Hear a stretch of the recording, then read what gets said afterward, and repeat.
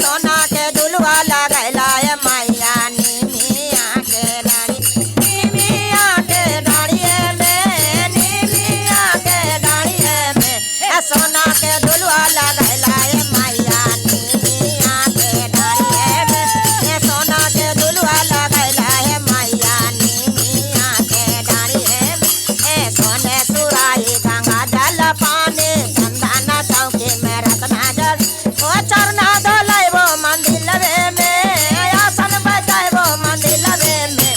सोना के झुलवा लगैला है मैया निमिया के डाड़िए में सोना के झुलवा लगैला है मैया निमिया के डाड़ी मैया के डाड़िए में निमिया के डाड़िए में सोना के झुलवा लगैला है मैया निमिया के डाड़िए में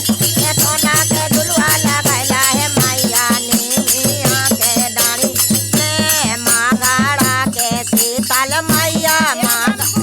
मंदिलवे में अगम कुआ मंदिलवे में सोने के झुलवा लगैला है मैया निमिया के डाड़िए में सोने के झुलवा लगैला है मैया निमिया के डाड़िए में निमिया के डाड़िए में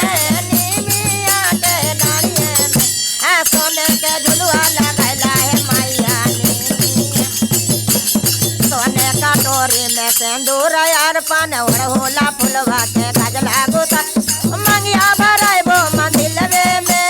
गजला पहनाइबो मंदिलवे में सोने के झुलवा लगैला है मैया निमिया के डाड़िए में सोने के झुलवा लगैबो है मैया निमिया के डाड़िए में आगम कुआ के शीतला मैया आगम कुआ के शीतल